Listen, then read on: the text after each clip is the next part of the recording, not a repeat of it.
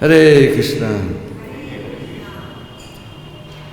So we're reading from Srimad Bhagavatam, Canto 10, Chapter 1, The Advent of Lord Krishna, Introduction, text number 59. Om Namo Bhagavate Vasudevaya.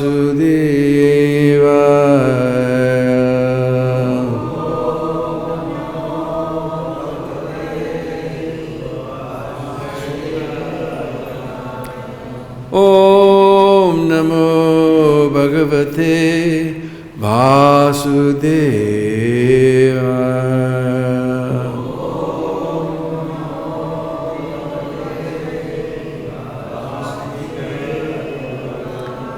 Om Namo Bhagavate Vasudevaya.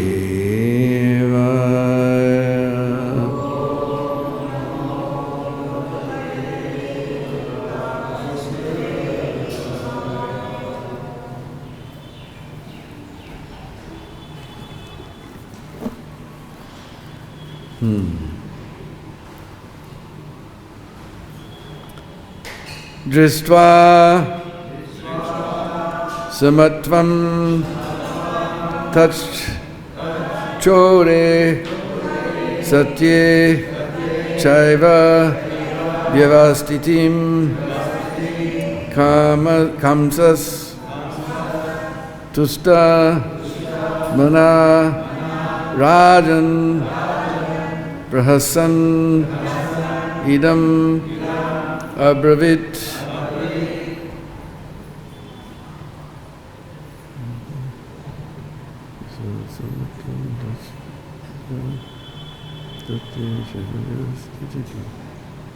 Dristva sanmat pratam chaschore satye chaiva vivastitim kamsas tusta manarajan prahasanidam abravit. Dristva, by seeing, samatvam, being equipoised, undisturbed in distress or happiness. Tat, that, shore, of Vasudev, satye, in truthfulness, cha, indeed, eva, certainly, vivastitim, the firm situation, kamsaha, kamsa, tushtamanaha, being very satisfied with Vasudev's behavior in delivering the first child to keep his promise. Rajan, O Maharaj Parikshit, prahasan, with a smiling face, idam, this, abravit, said. Translation, my dear King Parikshit, when Kamsa saw that Vasudev, being situated in truthfulness, was completely equipoised in giving him the child, he was very happy. Therefore, with a smiling face, he spoke as follows. Translation, please repeat. My dear King Parikshit, when Kamsa saw that Vasudev, being situated in truthfulness, was completely equipoised in giving him the child, he was very happy. Therefore, with a smiling face, he spoke as follows. Purport by His Divine Grace A.C. Bhaktivedanta Swami Srila Prabhupada. The word samatvam is very significant in this verse. Samatvam refers to one who is always equipoised, unaffected by either happiness or distress. Vasudev was so steadily equipoised that he did not seem in the least agitated when delivering his firstborn child into the hands of Kams to be killed.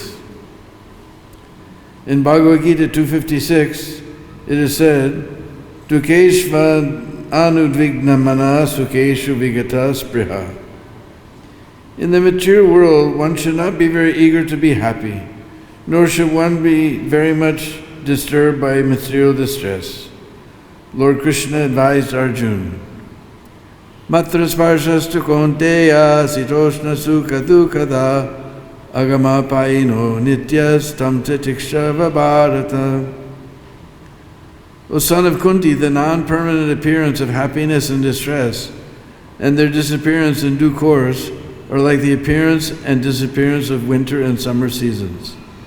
They arise from sense perception, O scion of Bharata, and one must learn to tolerate them without being disturbed. Bhagavad-Gita 2:14. The self-realized soul is never disturbed by so-called distress or happiness. And this is especially true of an exalted devotee like Vasudeva, who showed this by his practical example. Vasudeva was not at all disturbed when delivering his first child to Kams to be killed. Drisva samatum taschore satye chaiva vivastitim kamsastusta mana rajan prahasan idam abravit. My dear King Parikshit, when Kams saw that Vasudeva, being situated in truthfulness, was completely equipoised in giving him the child, he was very happy. Therefore, with a smiling face, he spoke as follows. Om ajnanatimirandasya gyananjana shalakaya chaksurun militam jena tasmai sri gurave namah Sri Chaitanya Manubhistam Stapitam Jena Bhutale Sayam Rupa Kadamayam Dadati Svapadandigam Adadanastrinan Hridam Yache Puna Puna Srimad Rupa Padambujo Dulisyam Janma Janmani Jaya Sri Krishna Chaitanya Prabhu Nityananda Sri Advaita Gadadhar Shivasari Gaura Bhakta Vrinda Hare Krishna, Krishna Krishna, Hare Hare, Hare Rama, Rama Rama, Hare Hare. Panchakalpatrubhyascha kripa sindhuvevacha patitanam bhavanebhyo vaishnavebhyo namo namah. I was born in the darkness of ignorance and my eyes closed shut. But my spiritual masters open my eyes in the torchlight of transcendental knowledge. Therefore I offer my humble obeisances at his lotus feet.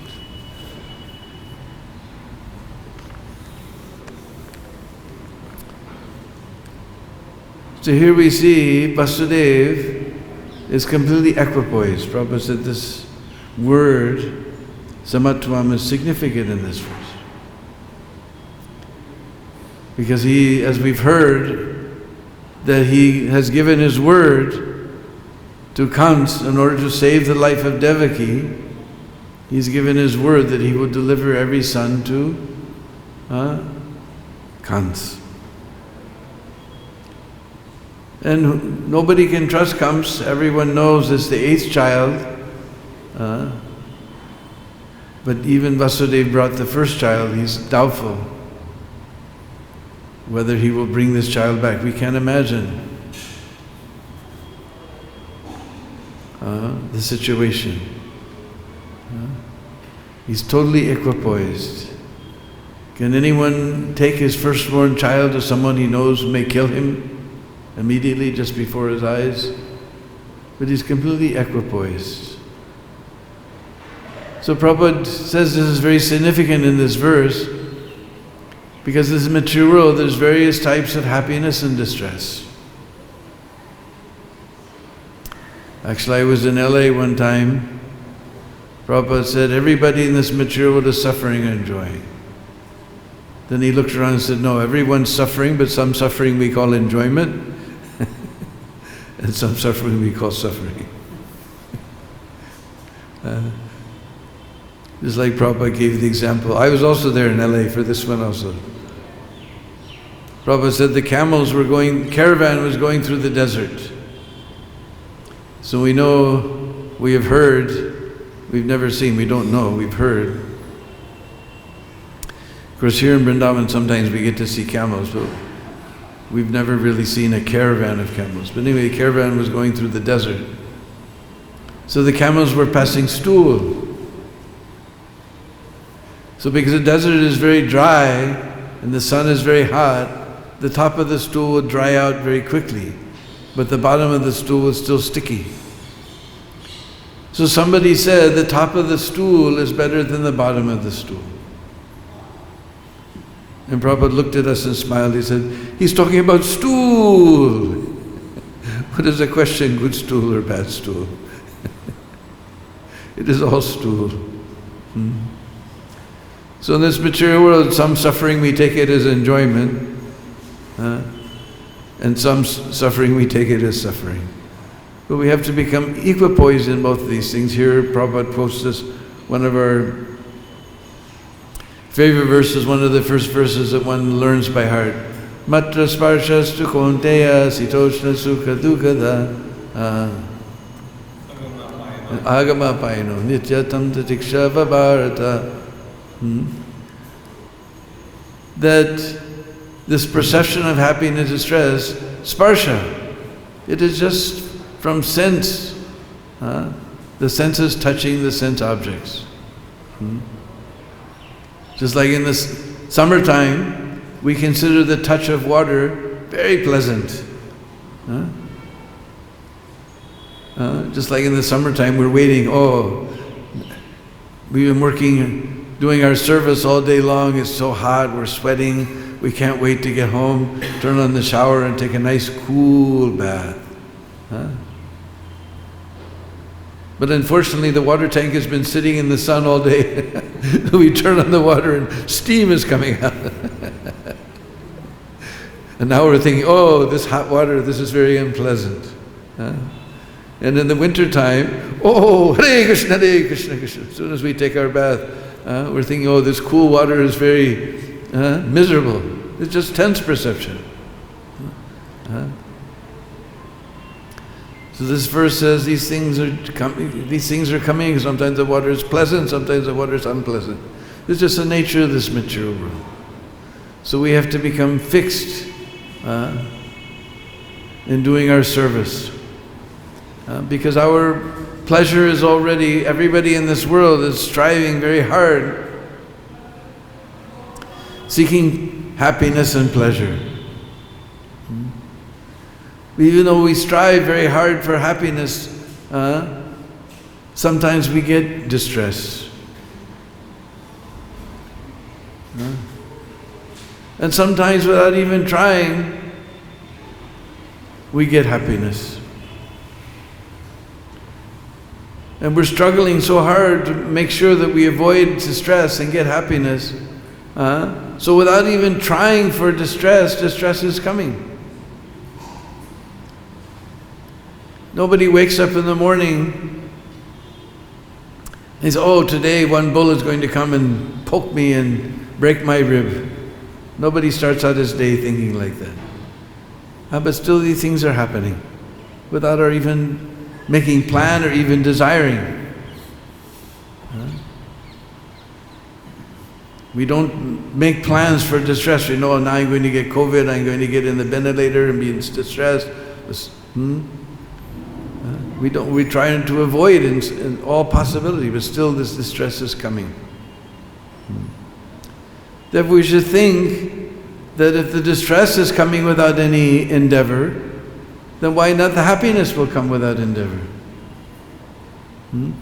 We don't make any endeavor, nobody endeavors for distress, but still we're getting distressful situations. All our endeavor is for happiness. And even sometimes we make so much endeavor for happiness, in the end there's only distress.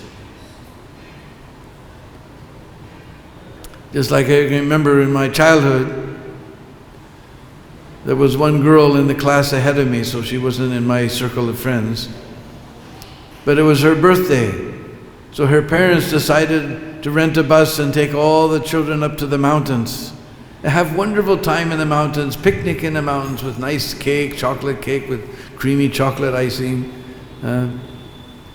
So big endeavor was there to arrange everything, arrange a place in the mountains, a nice place for them to do their picnic, and arrange a bus and arrange the food for everyone. Big endeavor was there, all for happiness. But that particular place, there was a waterfall. So near the water falls down and spray comes. And that spray comes on the rocks. So the rocks are always moist. If a rock remains moist, then gradually this green moss grows on that rock. And it becomes very slippery. So they all went to see the waterfall. And that girl whose birthday it was, she got too close to the waterfall. She stepped on the moss. She fell down into the river, landed on a stone and died. Whole endeavor, huge endeavor for happiness, and the worst distress. As I hear Vasudeva, this is the worst distress. He's going to give his child and watch it killed in front of his eyes. Worst distress. So if we see that distress and happiness, if we get the idea eventually that distress and happiness are coming automatically, then there's no need to make endeavor for sense gratification. Whatever is allotted by us by a karma, we're going to enjoy. Whatever suffering is there, we're going to get it. That's going to come automatically. Only thing that doesn't come automatically is Krishna consciousness. Jai Sisi Nitai Gaur Sundar ki jai ho, Sisi Krishna Baldao ki jai ho, Sisi Radha Shyam Sundar Lita Visakha ki jai ho. Krishna consciousness is not going to happen automatically. That you have to strive for. And for that we have to learn to tolerate unbearable situations and even enjoyable situations. Just like those of us who've been around for some time, we've seen so many people come to the temple, they're in great distress. They join the ashram, they stay for some time, they overcome their problem. Then as soon as the problem's overcome, then they go back. And we meet them on the street, they throw their cigarette away real quick. Haribol Prabhu. How you doing? Oh man, I'm suffering like anything, I wish I could be back in the temple. We have this experience, as soon as they get happiness, oh, now let's go enjoy. But a devotee, as soon as there's a nice situation, he says, now I can increase my devotional service. And as soon as there's some unfavorable situation, then he learns to tolerate it. Just like we all have experienced so many times on Sankirtan, mind is just fighting us. No, let's go back to the temple, nobody's taking book today, let's get out of here. We're just suffering like anything, but we remain doing our service. And all of a sudden someone walks up and says, hey, you got Bhagavad-Gita? I've been looking for Bhagavad-Gita. And you start talking to them and they're just asked so many nice questions. So you were just, a few minutes before you were suffering like anything, but you tolerated that suffering. And then Krishna gave very nice situation. We all have this, those of us, these old days, we have all this experiences like this. So when there's distress, we just think that actually, by my past karma, when I think about all the things I did, I'm afraid to see what my past karma would be. Every morning I wake up and I pay my obeisance to Prabhupada, I just think, oh my God, Prabhupada saved us. So devotee, he thinks as soon as there's some distressful situation, that actually due to my past karma I deserve worse situation. And if there's nice situation, he thinks now I can increase my service. So we have to become equipoised and this is the most stressful situation that Vasudeva is put in. We can't imagine Vasudeva. First child is born. And Devaki is looking at him with eyes, please don't take him. Can any mother give up her first child knowing that it's going to die? And Vasudeva is seeing that look in Devaki's eyes. But he's feeling it more painful to break his promise. We don't see this anymore. In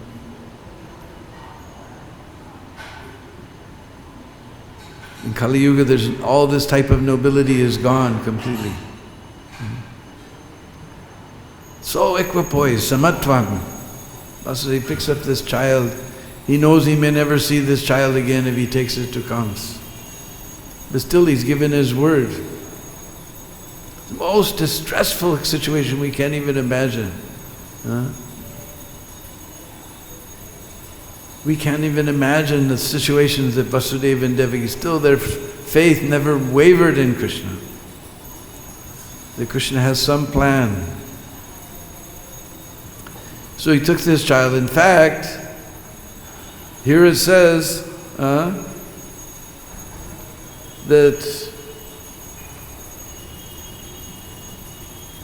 Prahasan, this comes, he smiled. Comes as a big demon, but somehow, by the association of Vasudeva, seeing that Vasudeva is fixed in truthfulness and samatvam, he's equipoised. Even Kamsa's cruel heart is moved. Even Kamsa's cruel heart is moved. How this Vasudeva is so truthful. He's so fixed on his word. So by the association of Vasudeva, even this cruel Kams became moved. So this is the power of association. We were just listening to the lecture yesterday. Probably you associate with smokers and drinkers, they automatically will become smoker and drinker. Just by that association. And if you associate with vegetarians and just like nobody philosophically convinced me to become a vegetarian. All my friends became vegetarians because that was the hip thing to do. So just by the association, I also became vegetarian.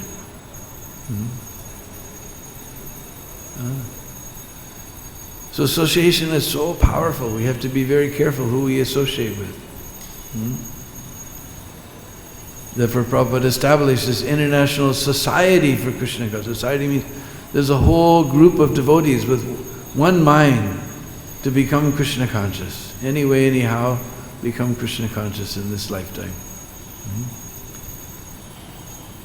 So by associating with them, we get our strength to go on. It's very hard in this, everything is totally against us. We see the whole world is totally upside down.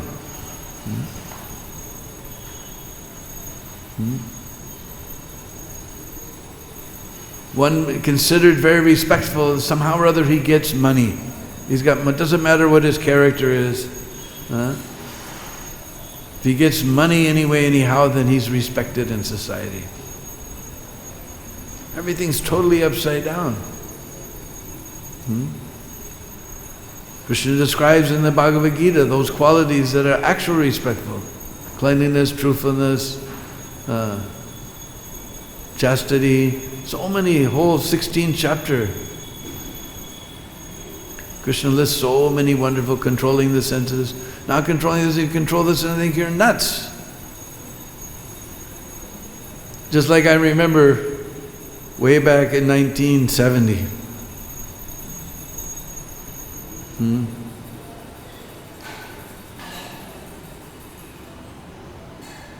I got upset with our temple president in Dallas and I ran off to, not Dallas, Houston. And I ran off to Vishnu John Swami, who was opening a temple in Austin. And at that time, he just got his first bus. We know Vishnu John's famous for his traveling Sankirtan, his traveling temple with Radha Damodar. So he'd just gotten his first bus. Big, bright, red, Austin city bus. It was a city bus. Later they got these nice long distance buses. But this was a city bus, big red, bright red bus.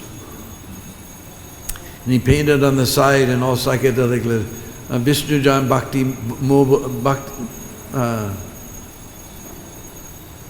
Temple Mobile, something I can't remember now.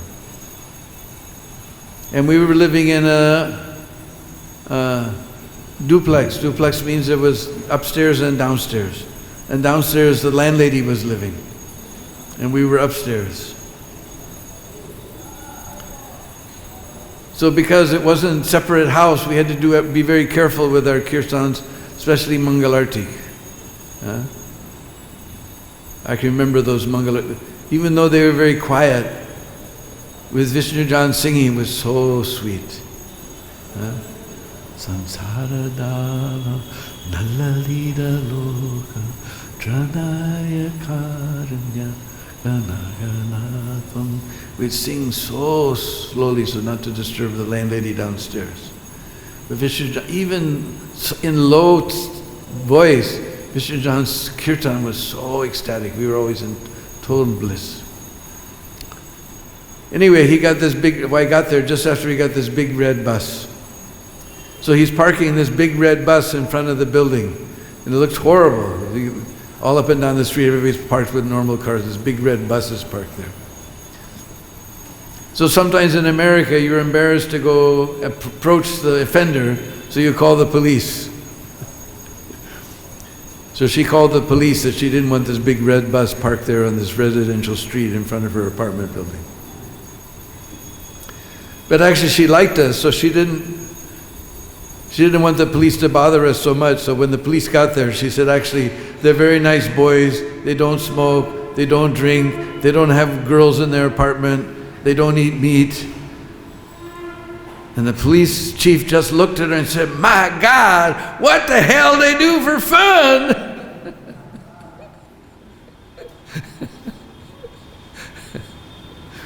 No, you can imagine controlling the senses is a good thing, you know. Our idea is if those who are the most uncontrolled, they're the best. Just like everybody follows the Bollywood and Hollywood stars, whatever nonsense things they do, then everybody thinks that's the standard. So everything's totally upside down. It's very difficult to remain Krishna conscious. Therefore we need association. Therefore Prabhupada created the society, we can associate together. Prabhupada gave the example, just like if you have a stick of little twig, then very easy. You can break it like that, no problem.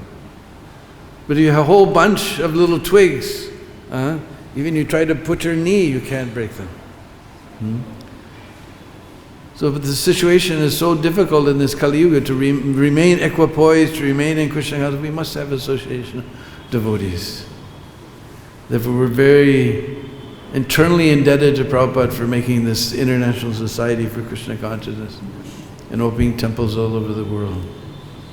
So we can learn how to become equipoised and go on by association. So by association, even this Kans, by seeing Vasudeva, he became a little changed. And we'll see in the next verses in Kans. All right, actually it's the 8th child, so you can take this one back. I have no fear from this one. He's even moved. Later we'll see Narad Muni puts some doubt in his mind. And then he goes to his demoniac advisors. He says, yeah, we should kill them all. We don't know which one could be the 8th. Which one could be the one we don't know? Let's kill them all. So by the association of his demoniac advisors, then his heart completely changed. By association of Vasudeva, he changed his heart. By association with his advisors, he again changed his heart. But anyway, he's moved seeing, therefore says, Prahasan, with a smile, he began to speak to Vasudeva. So we see many examples throughout the scriptures and pastimes of the Lord of people remaining equipoised even in very, very dangerous situations. Just like I was singing, this whole scene is reminding me of forest that we don't often go to. There's a forest called Bahulavan. Anybody ever been to Bahulavan? It's not on our regular Prikrama schedule. I don't even know if Brajmanda Prikrama, they may pass through it. Yeah, they go to Bahulavan, yeah. They used to camp there. It's named after a cow named Bahula. In that forest there was a cow named Bahula who was actually an incarnation of the earth. What happened was one time the demigods were having some performance. There was two Gandharvas named Hu and Ha. It's in the scripture, that's their names, Hu and Ha. They were doing some performance for the demigods. At that time, Narad Muni and Parasara Rishi reached that assembly. So immediately everyone stood up to show respect. As soon as sannyasi or great personality appears, we should immediately stand up. Show some sort of respect. So everybody stood up except for Hu Ha. They were doing their performance. So Parasara Rishi became very angry. He said, "Are? What is this? Everybody stood up to show us respect. You didn't show us any respect. You have no sense. You're just like an animal. Animal doesn't show any respect. So you should become animals on the earth." Then Hu said, "Wait a minute. You're Trikalagya, you can see past, present and future. You sit down in meditation and go back in time and see if we did not show you respects within our hearts. We were busy doing our performance." So Parasara Rishi sat down in his meditation. He could go into the past. In the past he saw they paid their sastang, dandavats. Sastang pranam means dandavat, falling like a stick within their hearts. So then he said, "Oh, what have I done?" He said, "So I will also go to the earth. And this Narad Muni, he didn't stop me, he will also go to the earth. And this earth, she was the witness, she will also go." So Hubula took birth as this cow in Bahulavan. And one day it was Ekadasi. And Bahulakai, she was very, very, very pregnant. And we don't recommend this for the ladies during their pregnancy, but somehow she decided to do Nirjala Ekadasi. We don't recommend this. But anyway, she was a very powerful and pious cow. She decided to do Nirjala Ekadasi. At the end of the night, on Dwadasi morning, she gave birth to her calf.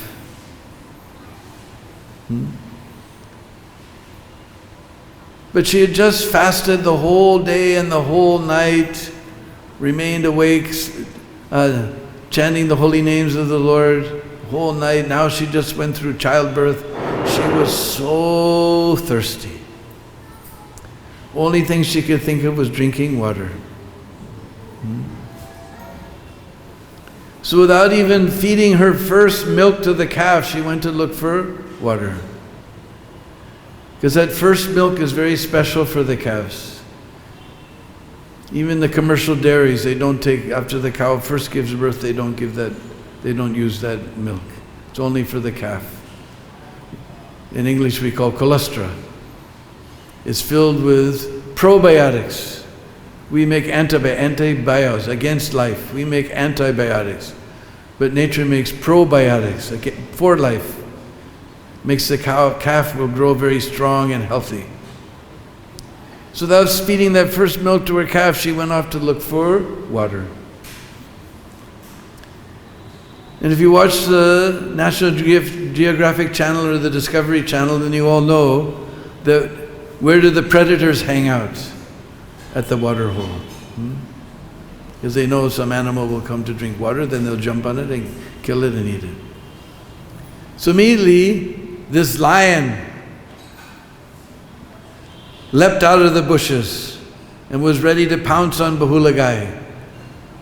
And Bahulagai, she offered her obeisance to the lion, said, please, I promise you, I'll come back, but let me go feed my first milk to my calf. I was so thirsty I didn't feed my first milk to my calf. I promise. See, my toes are not crossed. Cross my heart, hope to die, I'll come back.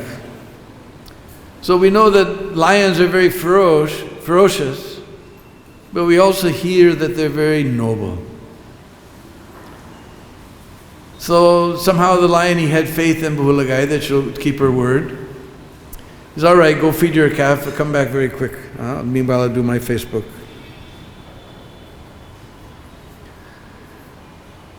So she went back and she was feeding milk to her calf and she was crying. And the calf said, Mata, Mata, why are you crying? He said, because this is the last time I will see you. Mata, why is that? And she told the whole situation. And the calf said, no, no, no, you're my mother, you gave me life, how can you die? Let me go. Just see the situation in previous yugas. If somebody else is going to get trouble with somebody else, then we can avoid the trouble great. Good luck. But the calf was saying, no, no, I will go, let the lion eat me, you should live. You gave me life, how can my mother die? And the mother said, no, no, no, you have your whole life in front of you, I've already lived so many years, I will die. No, no, no, then the cowherd boy came. He saw the cow and the calf were arguing. So he asked, what's the argument all about? Then he heard and he said, no, no, my cow has given me milk for the whole life. How can my cow die? How can my calf die? I will go to the lion, let the lion eat me. So noble people, they're not completely equipoised. So they all three are arguing. How can my calf die? How can my lion? No, no, how can my... You've served me so nicely for all these years, feeding me and taking care of me. How can you die? Everybody was crying and crying. So finally all three went to the lion. So the lion was there. He looked up. He saw, instead of one, three people had come. And the cow was saying, please eat me. He said, no, no, spare my mother, please eat me. No, no, spare my calf and cow, please eat me. Everybody was begging. You please eat me. So at that moment, Lord Krishna appeared on the scene and he played on his flute and everyone realized their previous life. That the cow was Mother Earth, that cowherd boy was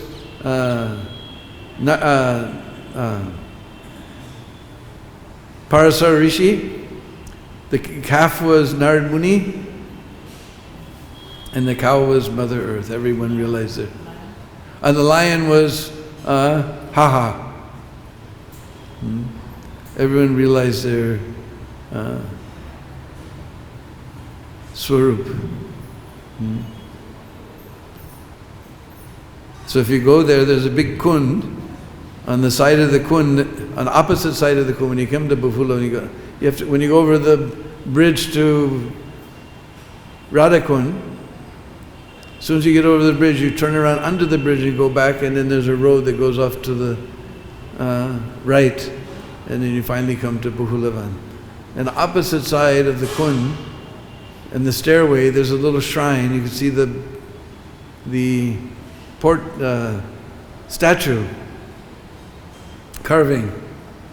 So the lion is there, Krishna is there playing on his flute, the calf is there, the cow is there, and Krishna is there playing on his flute.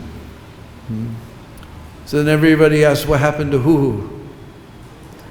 If you read the part of Srimad Bhagavatam about Gajendra Moksha, then the purport Prabhupada explains there that alligator, or crocodile, whatever he was, that was, in a previous life, he was Huhu. He became the crocodile that bit Gajendra's leg and later was liberated by the Lord with his Sudarshan Chakra. Again, we have the example, since Bahulavan is on the way to Govardhan, we know that actually Govardhan, he was in the spiritual sky, he was enormous. So when he descended to Brajadam, he was humongous.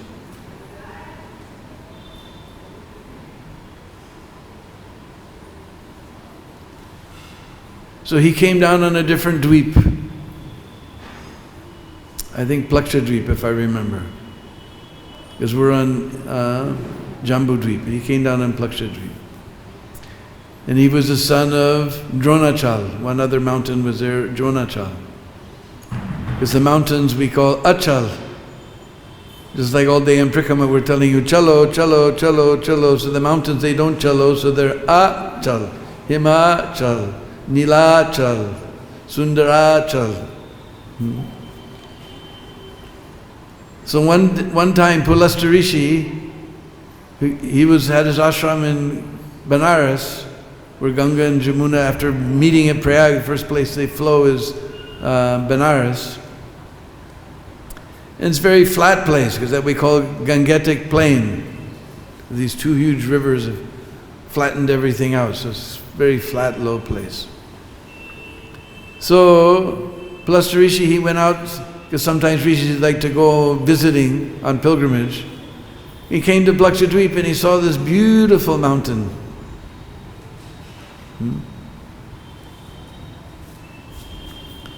With so many beautiful flowering trees and fruit trees and water cascading down and cool ponds of clear, cool water. Beautiful mountain, cuckoos singing their song.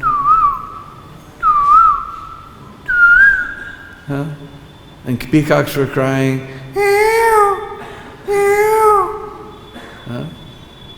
And he thought this would be such a nice hill to have in my Benares, this very flat place.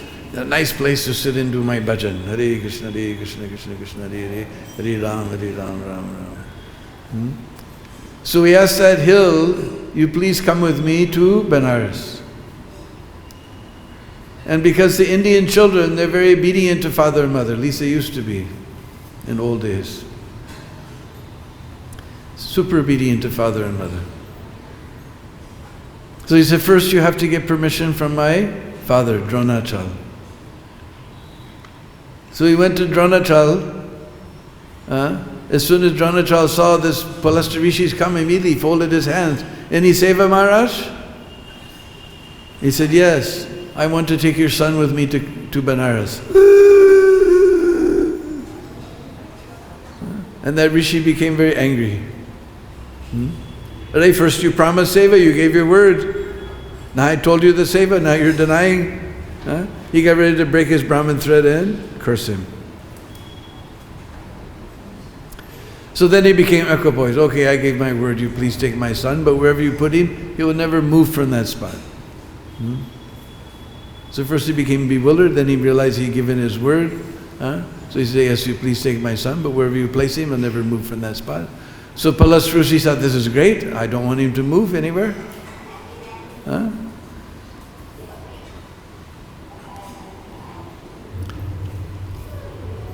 So he took that, so then Govardhan became just as light as a feather, and he lifted up Govardhan without any difficulty, and he was flying. He's a very powerful rishi. Without even jet airways, he could fly through the airways. All night he was flying. In the morning he passed over this Braj Mandal on his way to Kashi, and he began to see the beauty of this place. He slowed down. He slowed down.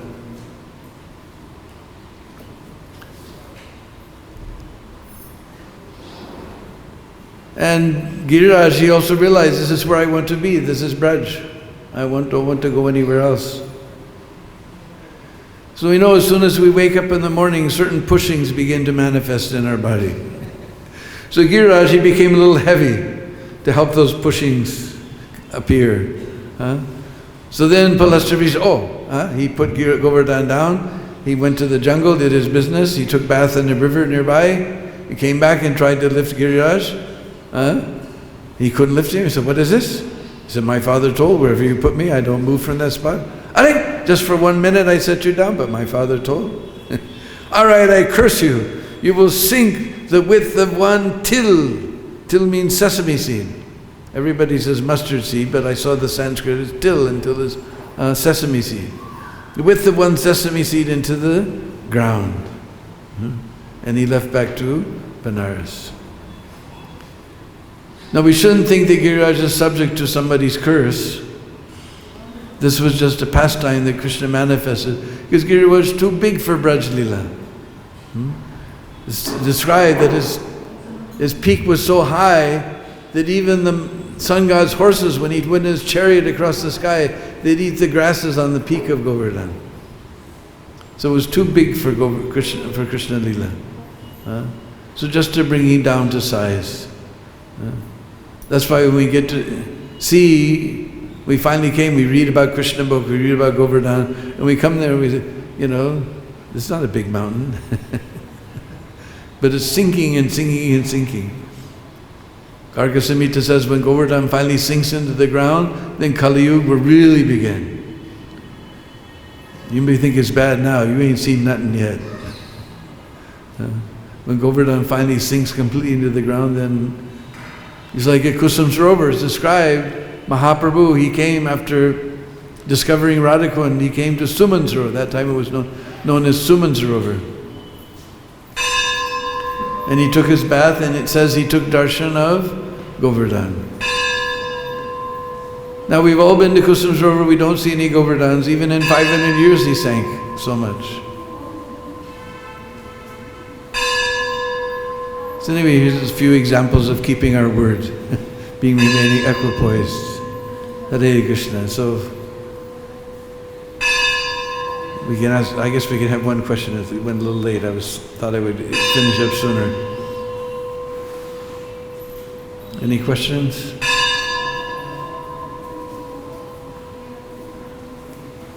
Where's our Jigyasu? Must have gone to the Hindi class, all right. So if there's no questions, we can fall down at the very soft and wonderful lotus feet of that great personality who's trying to train us up to be equipoised in happiness and distress. Srila Prabhupada ki.